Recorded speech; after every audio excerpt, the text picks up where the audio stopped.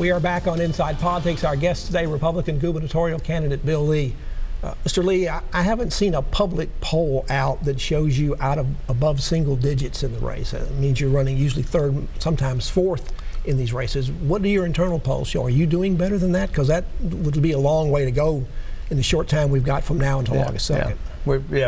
We've had some polling that's very encouraging, and I'm encouraged by where we are in polling. Most encouraged by the response we've had across the state as we've met folks and their willingness to. There was a Vanderbilt poll out this week that indicated they thought that the race was still wide open because everybody has pretty good name recognition coming up and close enough to each other that nobody seems to be ready to move away from the others. Is that how you see the race? And if so, what's going to be the difference that's going to make you the one that wins over the other three? Yeah, I do think the race is wide open. That particular poll had some encouraging things to say about our campaign and its likability and favorability ratings.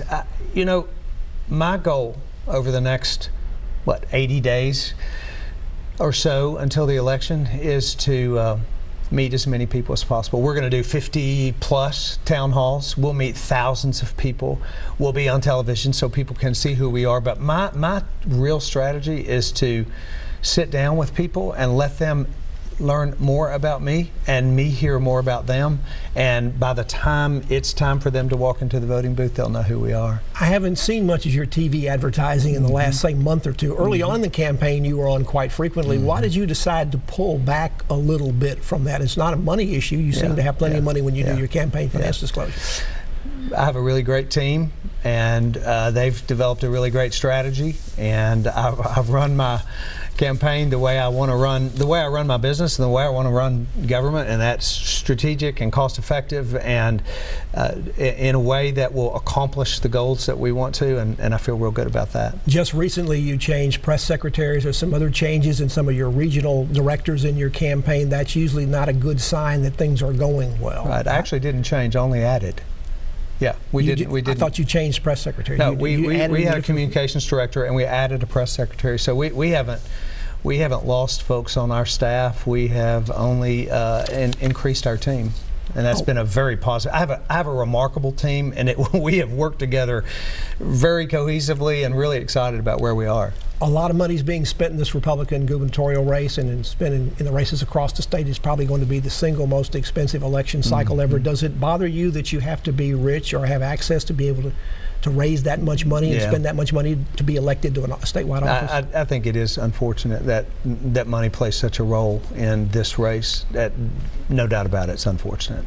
On this coming Tuesday, the Governor Haslam has to make a decision about the pending sanctuary cities bill that's before him. It would further tighten restrictions on sanctuary cities, although they're already outlawed in the state. If you were governor, would you sign this bill? I would. I believe that a sanctuary city, by definition, is lawlessness, and part of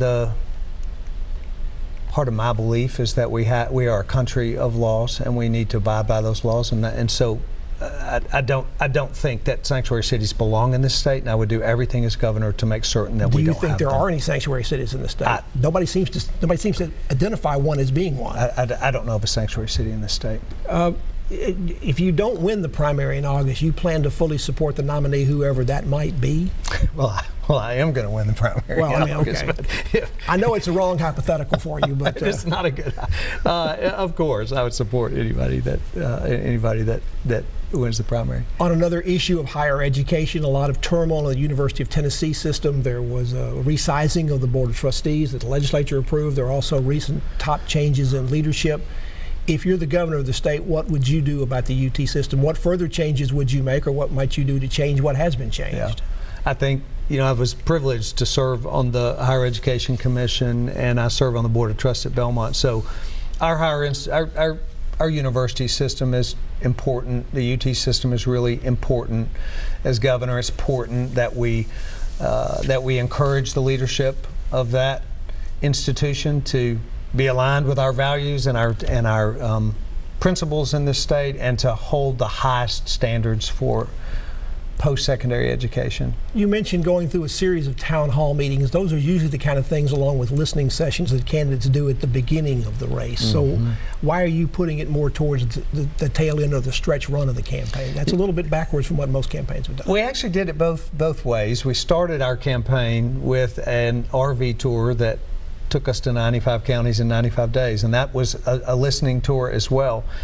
And then we did a tractor tour because of my belief that the rural challenges we have are really, really important. But we're doing this because I don't believe it's ever time to stop listening.